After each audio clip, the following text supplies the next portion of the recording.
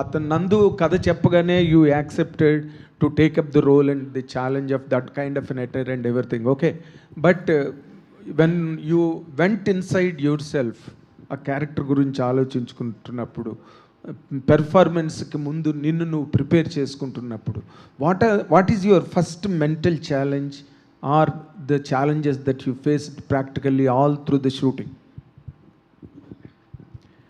I think shootlo challenges faced cheyaledu sir. We did some workshops, but most importantly was letting go of myself. I think చాలా సార్లు మనం ఈ సినిమాకి ఎక్కువ ఇచ్చేయాలి 100% ఐ మీన్ 100% ఎఫర్ట్ ఇచ్చేయాలి ఎంజిన్ని ఓవర్ రెవ్ చేస్తాం. ఆ ఓవర్ రెవ్ అవ్వడం వల్ల వీల్ స్పిన్ అయిపోతాయి.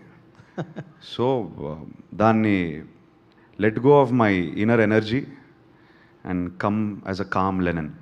Lennon is a very calm character. He speaks very calmly. He operates very calmly. He's a leader. He's an organizer in the film. Aina thought process to translating to body action chaala smooth ga jarugundi.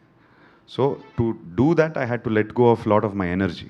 So that was the actual internal prep I went through. And I think once that happened, the performance with Nandu, once we worked on the workshops, it was working very smoothly.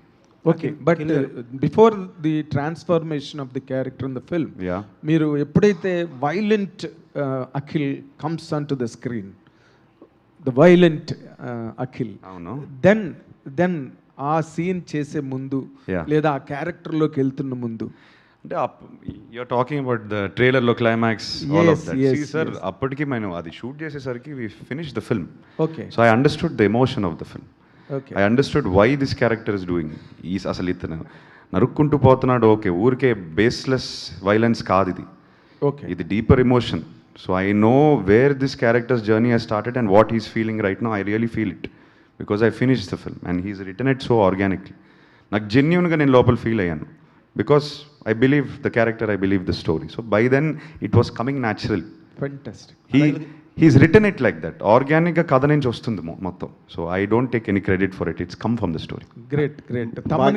తమన్కి hits ఏం కొత్త కాదు కానీ Nandu best of luck. పెద్ద hit కావాలని సినిమా look forward to it. Bhagyashree గారు